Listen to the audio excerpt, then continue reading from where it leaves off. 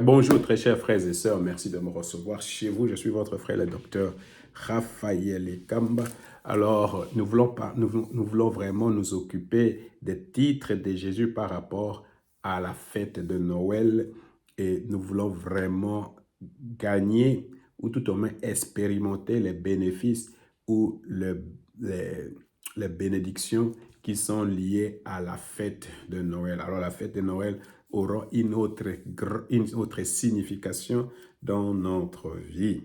Mais avant de commencer à parler de ce titre de Jésus, j'aimerais donner un avertissement. Et cet avertissement vient du livre de Galates, chapitre 6, versets 7 à 8. Alors, je vais lire cela. Ne vous faites pas d'illusions. Dieu ne se laisse pas traiter avec mépris. On récolte ce que l'on a sémé. C'est lui qui sème pour satisfaire ses propres désirs d'homme livré à lui-même récoltera ce que produit cet homme, c'est-à-dire la corruption. Mais celui qui sème pour l'esprit moissonnera ce que produit l'esprit, la vie éternelle. Alors, je ne sais pas, dans les grandes villes africaines, comment on fête la Noël, je ne sais pas. Mais ici en Occident, généralement en Europe, aux États-Unis, au Canada, en Nouvelle-Zélande, l'Australie, donc les pays de l'hémisphère nord, généralement, la fête de Noël est beaucoup trop liée à du matérialisme, à des plaisirs personnels, à faire de cadeaux, manger, boire et tout ça. D'ailleurs, à la fin, vers le 25, le 26, le 27, la première des choses que tu vas voir, tu vas écouter, par exemple, dans la télé, on va parler du chiffre d'affaires. Quel chiffre d'affaires a été fait cette fête de Noël? Donc, cette fête de Noël, combien de chiffres d'affaires? On parle des milliards d'euros parce que les gens dépensent beaucoup d'argent lié pour fêter Noël, pour faire de cadeaux, tout ça. Et puis souvent, non pas seulement les gens parlent de ça, les autres personnes, quand tu parles avec les personnes après la Noël, les gens disent non, moi j'ai pris du poids. Pourquoi? Parce que pendant ce temps, les gens mangent, les gens boivent et tout ça.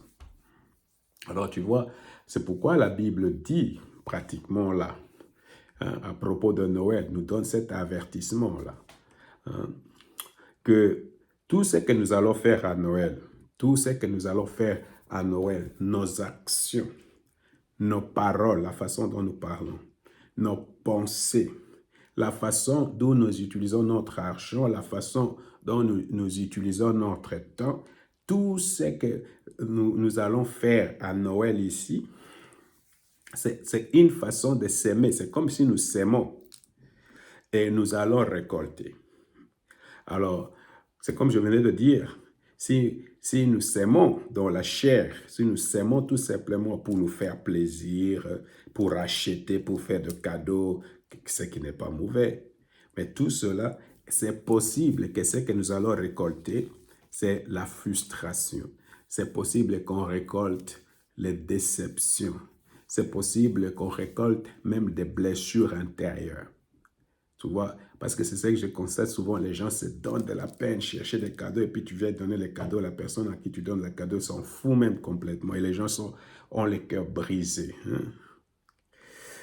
Alors, il y a une autre alternative, dit la Bible.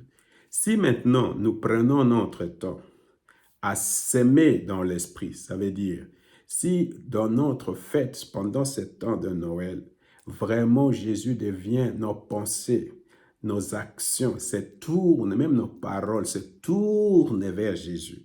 Jésus devient vraiment le focus, le milieu, le centre de tout ce que nous allons faire à Noël. C'est comme si nous s'aimons en l'esprit, si nous pardonnons les gens qui nous ont blessés, si nous bénissons les gens, si nous faisons quelque chose pour Dieu. C'est comme si nous s'aimons dans l'esprit. La Bible dit, non pas seulement on va récolter quelque chose, mais en s'aimant Jésus, nous allons récolter la vie éternelle. Alors, mon frère, ma soeur, C'est pourquoi je t'encourage à vraiment à s'occuper pendant ce temps de Noël, à réfléchir sur le titre de Jésus. C'est la façon de s'aimer dans l'esprit, pour que Jésus soit présent, soit le focus, soit le centre de tout ce que nous allons faire pendant ce temps de Noël.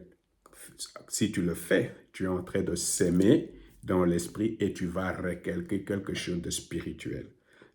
Tu vas récolter non pas seulement la vie éternelle, mais tu vas expérimenter la fête de Noël aura toute une autre signification pour vous et à jamais. Que le Seigneur vous bénisse.